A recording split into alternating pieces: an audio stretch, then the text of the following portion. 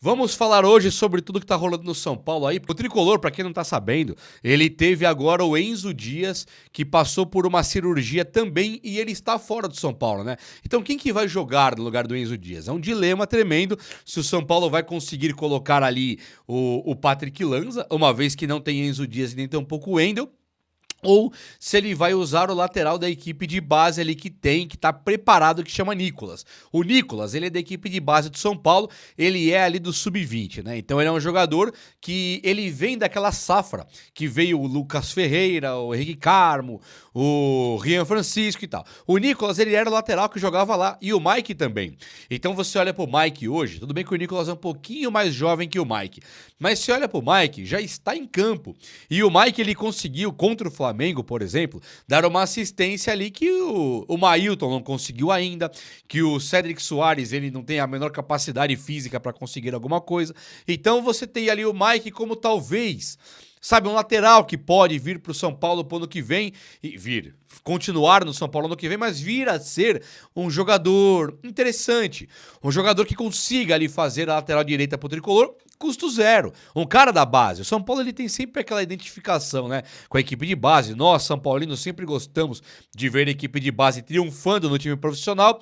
E agora, além do Mike, a bola da vez passa a ser na lateral esquerda o Nicolas. O Patrick Lanza, ele é um jogador decepcionante, sabe, em certos aspectos. Nem vou aqui ficar martelando o cara, porque não tem cabimento. Também vou focar agora no Patrick Lanza. Não tem nem lógica, né? Ele não existe pro São Paulo. E isso vai ser um problema para ele resolver. Os técnicos tentaram utilizar o Patrick Lanza. Ele não consegue se firmar. Ele faz tipo assim, um jogo, 2 jogos por ano. E ele parece estar ali numa zona de conforto. Sabe assim? Ele tá bastante acomodado. Era muito comum ver o Lucas Ferreira, o Henrique Carmo entrando e o próprio Luca, ainda vemos, Rian Francisco, você vê que o cara, ele não entra numa situação normal. Ele entra naquele desespero de mostrar serviço. E isso faz com que força até uns erros do jogador. Vimos recentemente o Eric, que está no Vitória da Bahia hoje, que é jogador nosso. O Eric, ele também teve esse problema que os caras da base do São Paulo têm. O Eric, ele entrava e do nada ele estava muito afobado. Para perceber isso?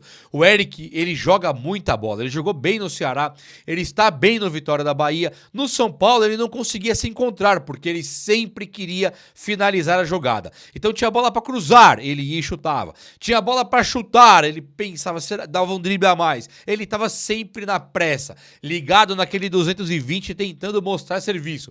Resultou que foi considerado um jogador tecnicamente ruim e ele acabou sendo moeda de troca e nem foi troca, né? O São Paulo emprestou ele pro Vitória meramente para não pagar salário, o que também já não era nenhuma exorbitância. Acho que o São Paulo se precipitou com o Eric e até errou de mandar o Eric embora pro Vitória da Bahia.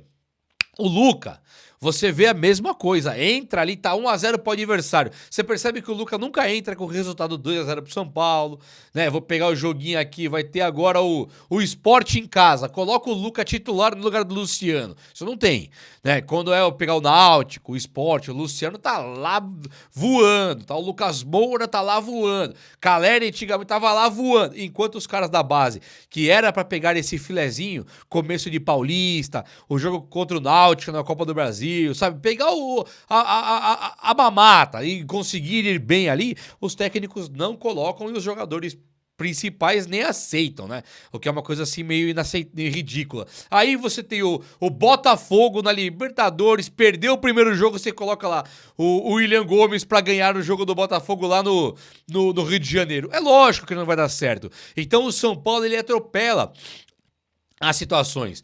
Só que o Patrick Lanza, ele é aparentemente um cara acomodado mesmo. Ele pegou todo tipo de jogo e ele não consegue jogar. Então agora que vai pegar o Corinthians, majestoso, também não é o filé. Mas assim, é o Corinthians que tá mal das pernas, não tá voando também. E aí o Nicolas, ele pode ir mal. O torcedor são paulino vai entender se ele acabar indo mal. Agora, a verdade é que se ele for bem, o São Paulo acaba descobrindo o lateral esquerdo que pode ter aí. Amanhã ou depois você não vai ter que ir pra comprar o Wendel, você vai pagar 1 milhãozinho por mês, vai mandar o William Gomes barato, mandar o Moreira de graça, sabe? Você vai olhar e falar, ó, talvez a minha solução esteja aqui na equipe de base. Então eu acho que é fundamental o São Paulo conseguir flertar melhor com essa transição e colocar a sua rapaziada da equipe de base numa situação mais confortável, mais cômoda para eles jogarem. O começo do Campeonato Paulista tá aí. Tomara que o Crespo não pegue a ondinha de técnico fracassado, e aqui eu falo sem meias palavras. Tomara que o técnico Hernan Crespo não pegue essa onda de treinadores fracassados que não podem perder um jogo pro São Bernardo, não pode perder um jogo pro Guarani, tem que colocar força máxima para encarar o... Como é que chamava aquele time lá que o São Paulo colocou? Velo Clube. Põe força máxima contra o Velo Clube. Coloca força máxima contra a Ponte Preta. Sabe? Aí você vai ver, pega o Palmeiras, você tira os 2 melhores jogadores porque o São Paulo tá cansado. Era o que o Zubeldia fazia. Tomara a Deus que isso nunca mais aconteça no São Paulo, que o Crespo saiba utilizar a base agora. Claro que no Paulista, no Brasileiro, tem que ganhar os jogos. Mas assim, o Nicolas, eu tô falando porque o Enzo Dias já era, não vai jogar mais esse ano, e o Wendel acho que nunca vai conseguir vestir essa camisa do São Paulo e jogar mais do que 14 minutos, 13 aí, que ele já se machuca ou tá cansado, né? É um jogador inexplicável na história do tricolor paulista. E boa sorte pro Enzo Dias, né? Eu não sei até que ponto o São Paulo é responsável por tantas lesões, mas o que tá pegando, tava olhando agora a matéria do Bahia lá, acompanhando o nosso craque Rogério Ceni, e o Bahia tá quase sem nenhum cara no departamento médico. Quase sem nenhum jogador no departamento médico. Eu lembro que o Rogério Ceni, quando ele estava aqui no São Paulo, ele falava muito sobre isso. Não, o jogador lá foi joelho, o outro lá foi tornozelo, isso eu não tenho culpa de nada. Me cobre de questão muscular. E aí o Rogério, ele exigia ali que a expertise da sua equipe, um know-how maior para não machucar os jogadores na parte muscular. Tipo assim, machucou tornozelo, ligamento, joelho, ali não tem culpa nenhuma o técnico. O cara pisou errado, acidente, não pega nada. Agora, zoou panturrilha, caso do Oscar antes. Zoou coxa, Lucas Moura o tempo inteiro, posterior de coxa, agora foi joelho, mas era sempre posterior de coxa. Zoou não sei o que do cansaço, da fadiga, o técnico, tipo assim, o técnico moderno, ele tinha que estar preparado e poupado, sabendo e poupando esse jogador antes de dar problema. E aí você vê o São Paulo hoje com um histórico de lesão inacreditável, uma coisa assim descomunal, desproporcional, né? O Crespo teve esse histórico de lesão lá atrás, o Rogério Ceni veio, evitou as lesões, a maioria. Aí depois o Dorival veio, evitou mais ainda. Aí o Crespo volta e o São Paulo bate recorde atrás de recorde de contusões ali. Então tem que pensar direitinho se o trabalho do técnico Hernan Crespo não tá precisando de um auxílio maior na parte de preparação física ou do Crespo mesmo entender que o limite chega. São seres humanos e não robôs. Ô Crespo, tem um limite aqui, calma aí, né? Tipo, os caras tinham acabado de voltar, nem tinha voltado direito, já tava com a panturrilha lesionada de novo. Agora você vê o Enzo Dias fora de combate, é muito complicado. O Luciano Juba, lateral esquerdo, que era meia no Sport, nem era de correr, hoje joga com o Rogério Ceni do Bahia e está na seleção brasileira. E enquanto o cara desse é igual o Luciano Juba, que era um jogador normal no Sport, o Bahia leva, ele acaba indo para a seleção brasileira com muitos méritos. E aqui são méritos tanto do Rogério Ceni quanto também do Luciano Juba. E o cara não machuca. Se tivesse no São Paulo, Luciano Juba, você já não pensa nele machucado? Eu já te falo isso, porque o Lucas Moura já está de novo sentindo dores e é dúvida para o jogo contra o Corinthians. E aí também você vai falar, Jubão, tá brincando? Não tô, cara. O Lucas Moura é dúvida para o jogo contra o Corinthians e está sentindo dores de novo naquela parte do joelho dele que ele operou. Tá no controle de carga, vai ter novo procedimento, já até fez. Então assim, cara, o departamento médico de São Paulo, hoje, ele pode ser inocente, mas ele não convence mais ninguém. Uma troca ali seria muito necessária, mas muito mesmo. Mesmo que os caras não tenham errado, tem que ter uma satisfação. É tipo assim, no mínimo, é um trabalho que não dá certo. Pode ser culpa de ninguém, pode ser culpa da chuva, culpa do sol, culpa das nuvens, culpa do clima, da altitude, não dá pra saber de quem é a culpa, mas tem que trocar. Tanto o departamento médico do São Paulo, como também a preparação física. Uma resposta tem que ser dada. E se tudo for trocado e ano que vem acontecer a mesma coisa, aí nós vamos ter uma chance de argumentação maior e análise maior. Agora, hoje, eu não consigo enxergar como é que o São Paulo possa continuar com essa parte da preparação física, muitos caras quebrando, problemático, e também departamento médico, quando voltou, por exemplo, o Lucas Moura, e não voltou. Voltou o Caleri e não voltou. Os caras não estão voltando. E isso é uma realidade duríssima, mas não estão voltando. Ah, o departamento médico não quebra ninguém, ele recupera. Não está recuperando. Sabe, é uma coisa assim preocupante demais de se pensar. 3 reforços vão vir no time do São Paulo atual. Fora o que pode chegar também em questão de troca. O São Paulo tem um investidor agora aí batendo a porta. Tá se falando muito sobre esse investidor no São Paulo e o Casares e o Outton Aires vão ouvi-lo, hein? Que é o Diego Fernandes, aquele empresário dono da R8 Partners. O que está acontecendo é que esses caras, eles ganharam uma força de bastidores enorme, trabalhando mesmo sem o São Paulo abrir a porta. Porque um cara desse nível financeiro, desse nível de relacionamento, como o Diego Fernandes, ele não depende tanto assim de uma porta ser aberta. Ele chega e abre a porta e fala, tô entrando. E aí não tem como você segurar essa onda. É uma onda, é um tsunami chegando. É uma onda muito grande chegando. É um cara que fala, ó, vou trazer os investidores, trouxe o banco, não sei o quê. O São Paulo pode até sabotar. Digamos que o Júlio Casares, a diretoria, junto com a Galápagos lá, nem sei como é o contrato, não é culpa minha, os caras não divulgam.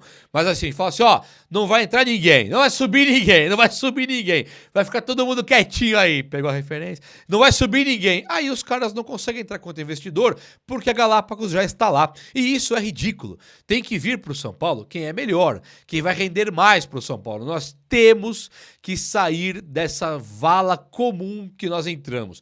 Um sentimento de mediocridade, um sentimento generalizado dos torcedores aí que se mostram desinteressados no São Paulo e quando não estão desinteressados, estão desesperançosos. Então o São Paulino hoje ele é dividido entre os malucos tipo eu, que acha que vai dar tudo certo e acho mesmo, e tem os caras que já não acreditam mais em nada do que é falado, e tem os outros que estão largando mão. Isso não pode acontecer. Ah, o São Paulo nem assisto mais. Isso tá errado. É o nosso São Paulo. Então a diretoria do São Paulo, essa do Júlio Casares, nem por culpa só dela, tá? O Casares, ele é muito ruim. Ele foi muito ruim pro São Paulo. Mas ele não é pior do que foi o Aidar nessa segunda passagem. Ele não é pior do que foi o Leco. Sabe, nós tivemos o Ataíde Gil Guerreiro contratando o lateral do São Caetano na 4ª divisão. O que nós estamos vivendo hoje com o Casares, nós ganhamos um paulista que não teve com a Aidar na segunda passagem e nem com o Leco, e nos anos todos que o Leco esteve lá. Nós ganhamos uma Copa do Brasil que não tivemos com o Leco e nem com a Aidar na segunda passagem. Sabe, nós tivemos uma final de Sul-Americana que nós não tivemos com o Leco ali, nem com a Aidar. Então aí, mas a dívida que o Leco adquiriu foi a mesma do Júlio Casares. O Casares está tentando tirar a dívida ainda mais do que o Leco. O Leco no seu último ano trouxe Daniel Alves para largar a batata quente por aí. É que entra uma narrativa que odeia o Casares, mas odeia mesmo, e começa a levar tudo que o cara faz pro lixo. Tipo assim, o Júlio Casares ele foi horroroso ao trazer Galopo e Orejuela, foi dos piores, igual o Leco e Aidar. Pior coisa do mundo foi igual trazer o Raniel. Igual trazer Everton Felipe, foi horroroso. Aí o Júlio Casares posta uma foto no Instagram, os caras vêm batendo nele também, porque ele tá vendo a mulher dele no teatro, sabe? Então eu costumo separar as coisas, não tô aqui elogiando de jeito nenhum. Tô dizendo que largar o São Paulo agora por causa desse discurso de pessoas que odeiam o Casares, jornalistas, youtubers, os caras odeiam tanto, estão com tanta raiva, que fala, é o pior presidente, acabou o São Paulo. Parece que eles gostam de alegar que o São Paulo acabou, que o São Paulo não tem mais esperança. Como que não tem esperança? Nós estamos vendo aí o São Paulo fechar vários e vários patrocínios. Foi um erro ir para Vila Belmiro? Foi, mas os últimos 4 jogos do São Paulo, os últimos 4, nós ganhamos de Bahia, ganhamos de Vasco, empatamos com o Flamengo. Olha isso aqui, perdemos pro Red Bull. Mas olha esses 3 jogos de 4. Ganhamos do Vasco, ganhamos do Bahia, ganhamos e empatamos com o Flamengo. Sabe assim, aí o pessoal chega e coloca como se fosse o pior time do mundo, com a pior gestão do mundo, o pior elenco do mundo, o pior técnico do mundo. Lucas Moura é a pior pessoa do mundo porque se machuca. Sabe, Caleri é um ex-jogador em atividade, Rian Francisco vai ser vendido barato. Caramba, o Alan Franco é ruim, o Arboleda é ruim, o Sabino tá jogando mal. Aonde que o Sabino tá mal? Eu vejo muita gente colocando aí um discurso que não está sendo um discurso com raciocínio, está sendo um discurso puramente com o coração. O coração do São Paulino hoje, ele tá machucado? Claro que tá. Quem não tá hoje com orgulho ferido aí torcendo pro São Paulo? Eu também estou. Eu não tolero mais olhar para Palmeiras e Flamengo e ver quem que eu vou secar hoje. Porque o meu time não foi capaz de chegar lá na frente, rezando pro Cruzeiro ir bem no Brasileiro para tirar o título de Flamengo e Palmeiras. Eu também não quero isso. Agora também olhar pro São Paulo e ignorar que nós ganhamos uma Copa do Brasil com o Dorival recentemente e que ano que vem o Crespo pode não estar no São Paulo, por exemplo. O Dorival não estará no Corinthians, por exemplo. E o São Paulo traz o Dorival e pode ganhar uma Copa do Brasil ou uma Libertadores, ou não sendo o Dorival, sendo com o Crespo, sendo com o Renato Gaúcho, caras capazes de fazer. Será que isso aqui é tão conto da carochinha?